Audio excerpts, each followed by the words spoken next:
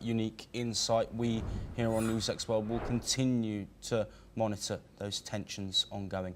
But we move on now, and the US Senate has approved President Trump's $9 billion rescission package, stripping funding from public broadcasting, NPR and foreign aid. The measure passed 51 to 48, backed only by Republicans. However, Senator Susan Collins and Lisa Murkowski broke ranks to vote with Democrats. Meanwhile, to secure support from Senator Mike Rounds, GOP leaders agreed to protect funding for tribal broadcast services. Earlier proposals to cut the global HIV program were also dropped. Democrats raised multiple amendments to block or change the bill, but none passed. They warned that this could set a dangerous precedent for future repeals of bipartisan funding deals. Looking ahead, the bill now faces a July 18th deadline in the House. Unlike this package, future funding measures will need Democratic support to pass the Senate's 60-vote threshold. Well, joining me to discuss the ramifications of this bill that has now been passed through the Senate, Thomas Porteous, my colleague, anchor and correspondent here with NewsX World, joining me from the newsroom. Thomas, thank you for joining us. What can you tell us?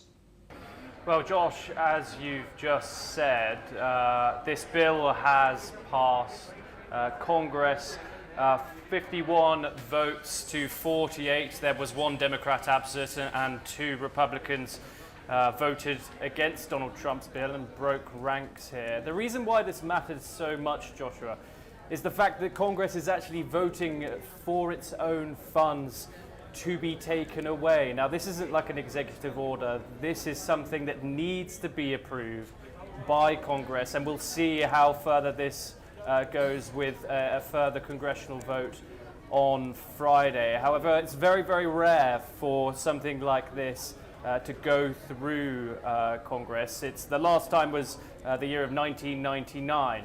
And as we've said previously, $9 billion have been taken away from the federal budget when it comes to $8 billion in foreign aid and around $1 billion in public broadcasting.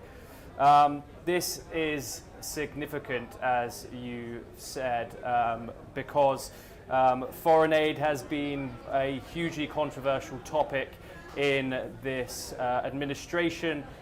You mentioned that it's going to have huge ramifications on humanitarian operations abroad, and also Democrats and opposition are concerned how this is going to affect people who have received US foreign aid in the past. $8 billion, after all, is a lot of money. As we've said, it's going to be Friday when we see any more movement on this. However, it's got 45 days to pass as law, and then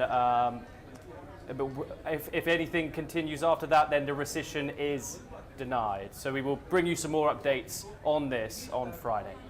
Yes, and Tom, just to briefly touch on the context of this, of course, Donald Trump has spoken openly throughout his second term about the cuts that need to be made to government spending. Is this just in line with what Trump has been pushing forward? And do you think that we could see further cuts like this being put through the House and the Senate? Well, of course, Joshua, Donald Trump pushes a protectionist ideology. We saw with the Department of Government Efficiency, previously headed by Elon Musk, who made these huge staff cuts in the federal government. Thousands and thousands of people who were laid off. Many of those individuals were involved directly in foreign aid programs, and we've heard various statistics about the damage, the alleged damage it has done to previous foreign American aid programs abroad. You mentioned some statistics about how the AIDS program has been now set back due to these cuts made by the Trump administration.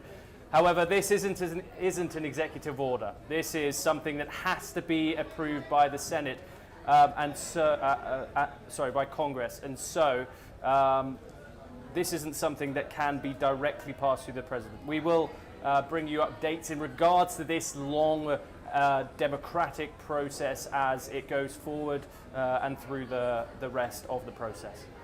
Yes, Thomas, I'm going to ask you to stay with us for the moment because we do bring a breaking update, a piece of news coming out of Europe and specifically Ukraine, which has